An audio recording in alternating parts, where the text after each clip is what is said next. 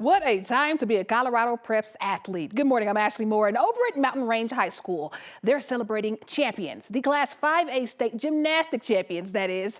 A week after the team took home the gold, the whole school showed up to celebrate and, most importantly, lift up that championship banner.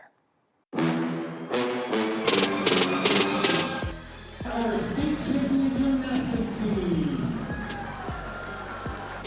go, Mustangs!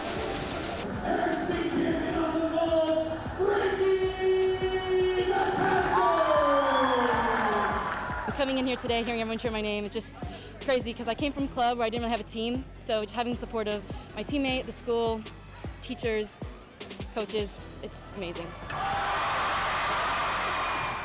All season, our coaches tell us to go out, be fierce, put it all on the floor, and I feel like at state we really did that. Not having our best rotations on bars and beam, but then just going out, having all of our energy on the floor. Just being able to compete in front of them and then hear them was very cool, actually. I didn't think I would ever get to do this in front of a big audience like that. And then hearing our name call at the end, it was a surreal moment. I can't even describe it. It was amazing. Well, congrats to Mountain Range. All right, so they're celebrating champions, but you have to be the lone team left standing to do so. As I mention every week, we are deep in the state championship season, and today is no different. State soccer and state volleyball teams battling for it all on a busy prep Saturday, and we'll begin on the volleyball court. 1, 2, 3, and we begin in 1A, the Selma Cubs taking on the three-time defending state champion Merino Rams. And Merino would dominate from start to finish. Like right here, Makina Sutter puts it down to put the Rams in the lead where they'd keep it. Match point now, Kaya Peel from outside, and the Cubs just couldn't handle it. Merino wins in straight sets, becoming the first 1A team to win 4 consecutive titles. And senior Makina Sutter gets to go out on top with her mom as the coach. She's been so fun, and I'm just gonna miss it all. And I don't know. It's just made me grow so close with my mom and my sisters and just my whole family, and I'm so grateful for that. Coach Sutter was also awarded Coach of the Year before the festivities.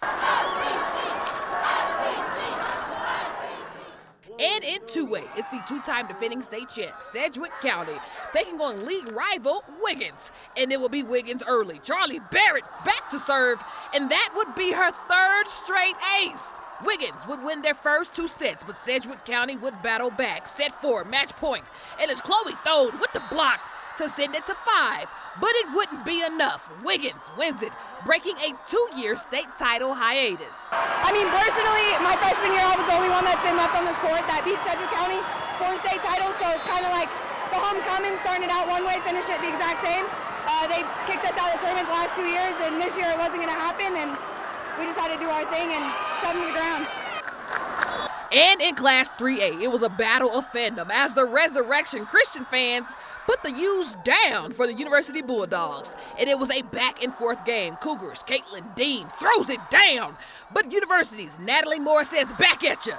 This one would go to 4 sets. But to match point, Cougars' Sophia Neville-Bard back to serve, and the ace wins the state title.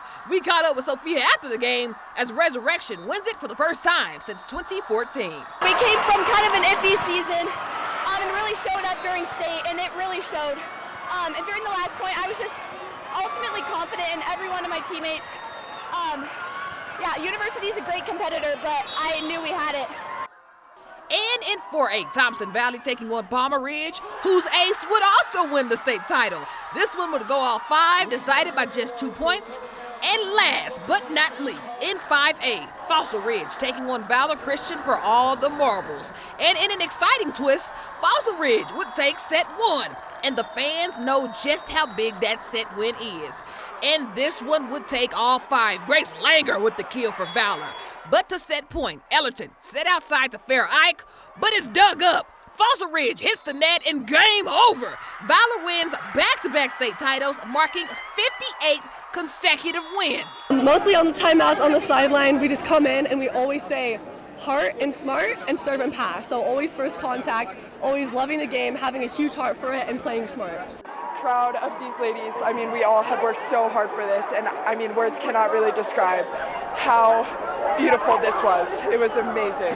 Over on the soccer field, the Crested Butte Titans taking on Bishop Matchbuff in the Class 2A state title game. Now to the 55th minute, Titans possession, and look at the footwork. Junior Sawyer Barney with the left would score the game's only goal. Now Crested Butte defeats Bishop Matchbuff 1-0 at Widener Field for its 4th state championship in program history, their 3rd in the last 4 years. Here's Barney. It felt so good. I mean, that's the stuff I'm thinking about last night, of course.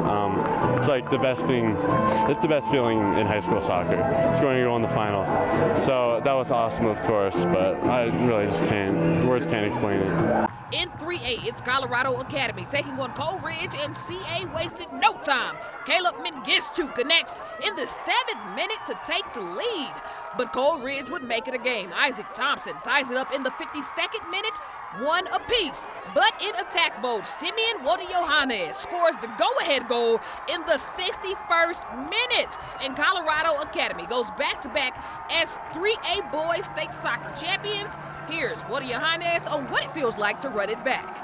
It's pretty hard because we're going to get everyone's best game. So, you know, we struggled in the middle of the season with peak to peak. We lost, and they really wanted to get us back. But, you know, we galvanized the troops, and we brought it back. So we're just happy. Over in 4A, it's Battle Mountain who says they're ready to take on the Northfield Nighthawks for it all. And Battle Mountain would strike first. Leo Martinez attacking in the 20th minute and scores the first goal of the game.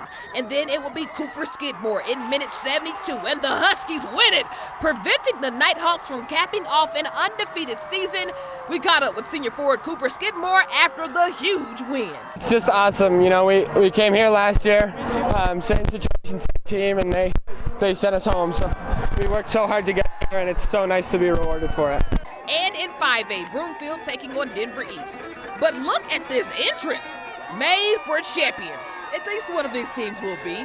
But to the game, Broomfield possession, and my goodness, Marcus Vaughn with a bicycle kick to get the scoring started. What a goal. But Denver East would tie it up on a free kick by Theo Scott. 2 overtimes later, and we head to a shootout. Broomfield leads by 1, and it comes down to this. Keeper for the Eagles, Evan Golstead, makes the save to win the game for the Eagles' 9th state title in program history. Here's senior Marcus Vaughn after possibly the kick of the year. I saw it up, and I was like, hey, a shot's a shot. I'll do it. As soon as I connected with it, it was the best connection I've ever had.